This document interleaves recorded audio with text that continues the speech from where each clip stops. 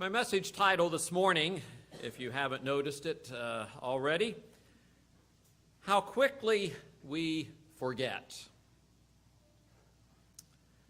Was doing some internet research on forgetfulness earlier this week, hoping for some profound quotes from famous people on this topic. There were some, none that seemed to contribute to our focus this morning. Of course, there were plenty of clever quotes, more like photo captions, what young people or Facebook calls memes. You know, there's a picture and a caption. Something to make us smile or even laugh a little as they echo painful truths about the human condition, like this one.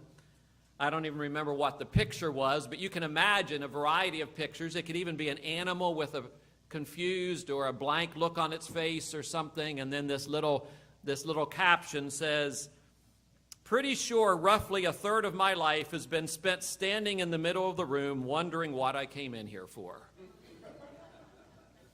And we chuckle, we laugh, because yes, I've been there. Maybe not a third yet.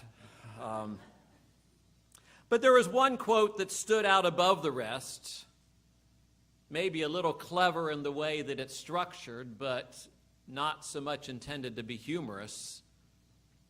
A little bit profound, although the language is pretty simple.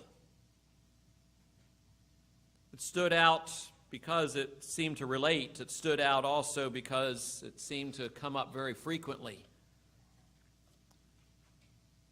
Not even attributed to anyone. It goes like this: "It's ironic how often we forget the things worth remembering, but remember the things worth forgetting." And I thought about our cones from a few weeks ago as we're looking into this matter of envisioning and how God would use vision in our lives to guide us, and the illustration about a motorcycle, a motorcyclist going through training about riding that motorcycle and having these cones set up, and that the only way to really successfully navigate weaving in and out through those cones is not to focus on the cones, but to be able to focus on something or someone at the end of that row of cones. And only when we keep our eyes further down the line, as we keep our eyes at the end, are we able to appropriately make our way around those cones. And we talked about big things in life and small things, and that we've got to be able to think about big things while we're doing the small things, so that the small things lead us in the right direction. And I think about this matter of how quickly we forget, and how ironic it is that we often forget things worth remembering, but remember the things worth forgetting, and it somehow seems to tie in there a little bit. I mean, the things that we seem to remember the most clearly are the hurts, the causes for grudges, feelings about other people, judgments made or opinions formed about other people from how they've treated us. We remember those things, but it almost becomes like fixating on a cone. And instead of seeing that cone as something we're to go around and then go around the next one, we end up circling and circling and circling that one cone and wonder why we're not making any progress, we're not growing in life. It's ironic how often we forget the things worth remembering, but remember the things worth forgetting. We forget things like wise counsel. We forget things like some particular insight from maybe last week's Sunday school class, or in a few hours from now, this morning's sermon. Forgetting that moment of clarity and conviction about our own wrongs, rather than focusing just on the wrongs of someone else. Forgetting that experience, that time when we felt this tremendous motivation for making a change. Forgetting God's vision for our lives. Forgetting what would draw our focus straight ahead. How quickly we forget, how quickly the seeds of spiritual growth are snatched away or scorched by the sun or choked by the weeds that we allow to grow freely in the garden of our heart. The familiar scripture that Joyce read earlier. How quickly, like Peter, we take our eyes off of Jesus and instead begin to focus on the waves beneath our feet. How quickly we forget. Last week, we spent a little time reflecting on Abraham in the Old Testament and on God's vision for Abraham. God's promise to Abraham to give him offspring, and not just one, but to make of him a great nation. God's vision that he would give a land to Abraham and to his offspring, and that God would bless Abraham and his offspring, and through them that he would bless the whole world. But how quickly we forget. And as we read through the scriptures and follow the story of Abraham and his son Isaac and Isaac's son Jacob, and then Jacob had 12 sons. And in each of those generations there were struggles, but there was some semblance of that promise, that vision that was kept alive. But by the time we get to Jacob's 12 sons, it seems like it's practically disappeared. They seem to have lost God's vision for them, to have forgotten who they were and why they were, forgotten that they were God's chosen, forgotten that they were God's servants to the world. And so the resultant priorities that should have flowed from those, from that vision of who they were and why they were, priorities of worshiping God, of taking care of each other, of seeking to be a channel of God's blessing to the people around them, that seemed to have been lost. And so you have 10 brothers selling another one into slavery out of personal grudge and jealousy and envy. And as that story continues to unfold, of course, we know that God was still at work in the midst of all of that, in spite of the fact that they had forgotten. God actually had a plan and purpose. They meant it for evil, but God intended it for good, right? Joseph in Egypt, the famine came, and Joseph was eventually exalted to a position where he could provide for his family. But many scholars believe it goes much deeper than that. Many believe that a major reason for God bringing Joseph into Egypt and subsequently all of his brothers and the entire family was not just to save their lives during the famine, but ultimately to grow and preserve them as a nation during their several hundred years of slavery, doing for them which they would never have done for themselves. Those 12 sons had forgotten God's calling and vision, and most likely, scholars believe, would have assimilated into the nations around them. And there would be no people of Israel. There would be no chosen people. That they needed those 400 years of slavery when the Egyptians would have nothing to do with them to be able to grow and to become who God envisioned for them to become. In spite of their faithlessness, in spite of their forgetfulness, God hadn't forgotten his vision for them. Oh, we can go through the rest of the Old Testament. We can talk about their experience and when God raised up Moses when the time was right to deliver them out of Egypt. Remember all the grumbling even as Moses is bringing the plagues and so forth, and then finally the last plague, and they're out of Egypt, and then how quickly we forget. And some little trouble comes along, and oh, God must have brought us out here to kill us. Some other little trouble, oh, it was better back in Egypt. How quickly we forget. Then they're on the edge of the land that God had promised to their forefather Abraham. The time had come, the opportunity had come to go in and take possession of that land, and we send spies in, and they come back, 12 of them. And the majority, 10 out of 12, say, oh no, don't even think about it. It's too hard. The cities are too fortified. The people are too large. We can never do that. How quickly we forget all that God had already done, all the ways that God had showed himself mighty and able and willing to work on their behalf. Fast forward about 39 years, it's now been a total of 40 years in the wilderness. The generation that said no to going into the land earlier now have died off, and their children, it's their opportunity to seize the moment.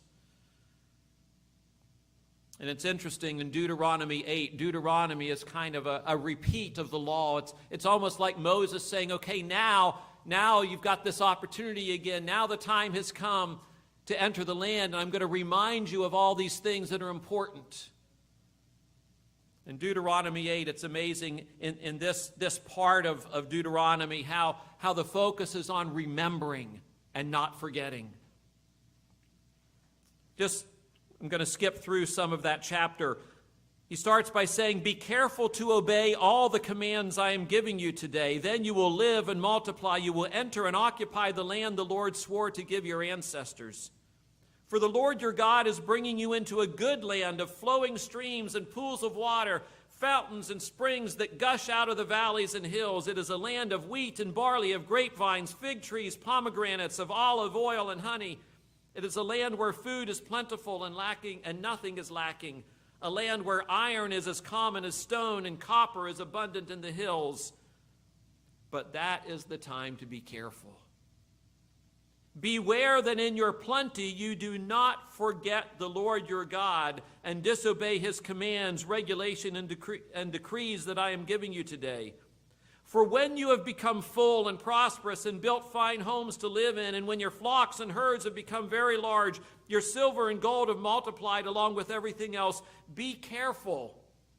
Do not become proud at that time and forget the Lord your God, who rescued you from slavery in the land of Egypt. Do not forget that he led you through the great and terrifying wilderness with its poisonous snakes and scorpions, where it was so hot and dry.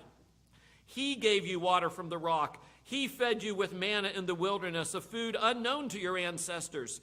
He did this to humble you, to test you for your own good.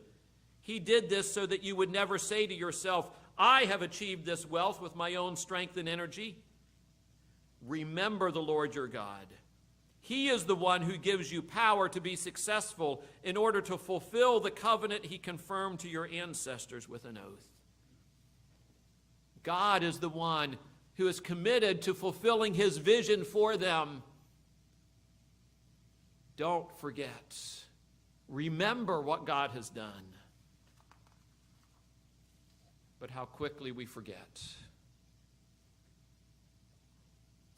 It was not Moses who would lead the people into the land he had promised Abraham. It was Joshua.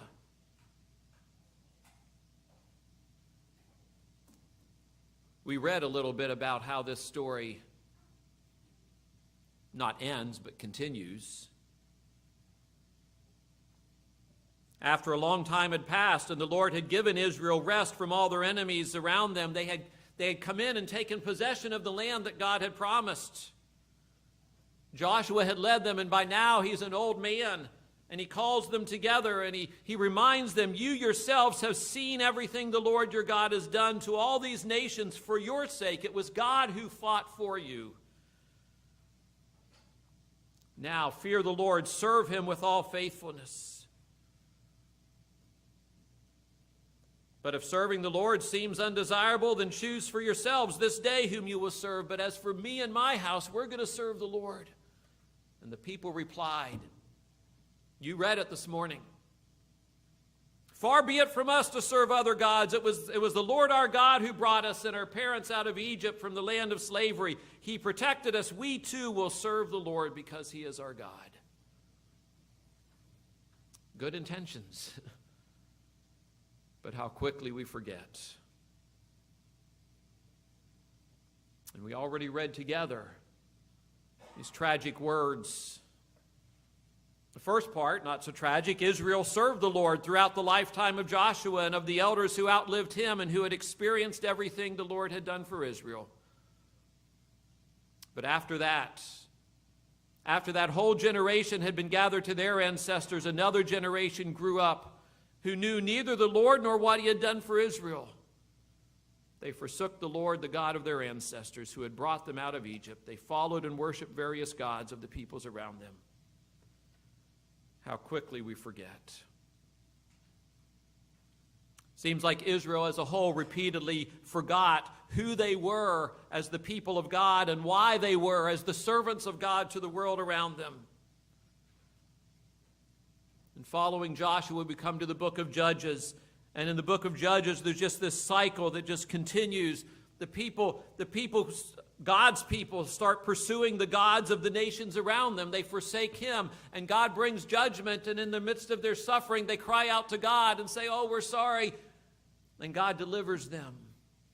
And they serve him for a while, and then they start pursuing the gods of the nations around them. And then again, they fall into suffering and into hardship and into subjugation to the nations around them. And then they call out to God and say, "God, please help us." And God helps them. And for a while they serve him. But how quickly we forget. And that cycle goes on and on. It leads to one of the judges named Samuel. And for a while the people return to God under Samuel's leadership. But then the time comes, they say, "Well, you know what? We really want to be more like these people around us." They forgot the vision God had for them, to be different, to be his people, to be a channel of blessing to the world around them, to make God known to the world around them. And instead they said, "No, we want to be like the world around us. They have these mighty kings that look pretty impressive. We want a king so we can be like them."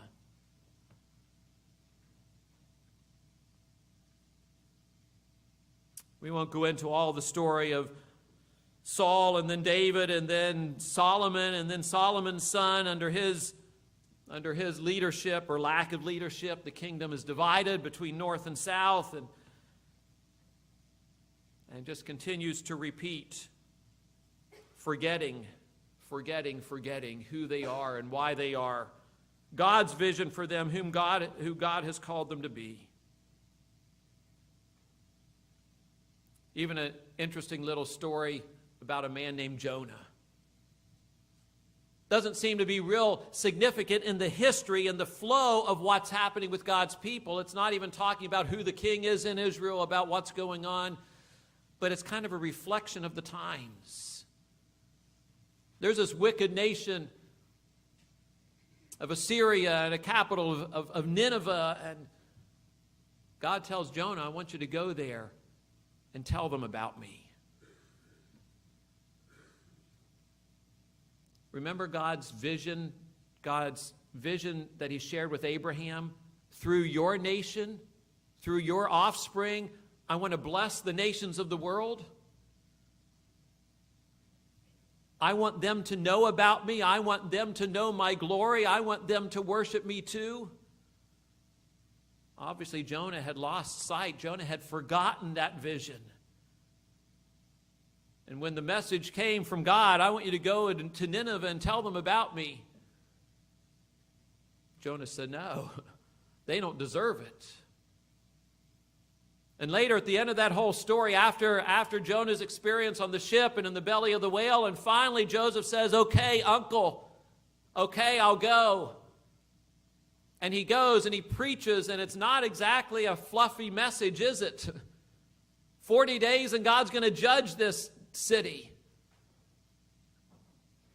And the people turn to God. And Jonah goes outside the city and pouts. God says to Jonah, what are you doing? You've had a successful ministry here. These people have all... And Jonah says, "I knew. That's why I didn't want to come. I knew that you were a merciful and forgiving God. I knew that you would end up forgiving them." How quickly we forget. Completely lost sight of what God's vision was for his people. Not only who they were, but why they were. And Jonah forgot. But through all of that history, through all of that Old Testament, through all of God reminding the people through the prophets, trying to call them back to his vision for them, to worship God first, to take care of each other, and to be a channel of blessing to the world around them. Through all of their forgetfulness, God never forgot. God stuck to his vision. His vision ultimately to come near to us, to become one of us, to fulfill himself the promises to Abraham. The promise illustrated when God himself provided the lamb in place of Isaac as a sacrifice. The time when God himself would become the lamb. God himself became the seed, singular. An interesting little thing in God's first promise to Abraham. Through your offspring, not just collectively, but there's one in particular of Abraham's offspring. And God himself became the seed of Abraham, became the offspring of Abraham, through whom all the nations of the world would be blessed. God stayed true to his vision for Israel even when they forgot.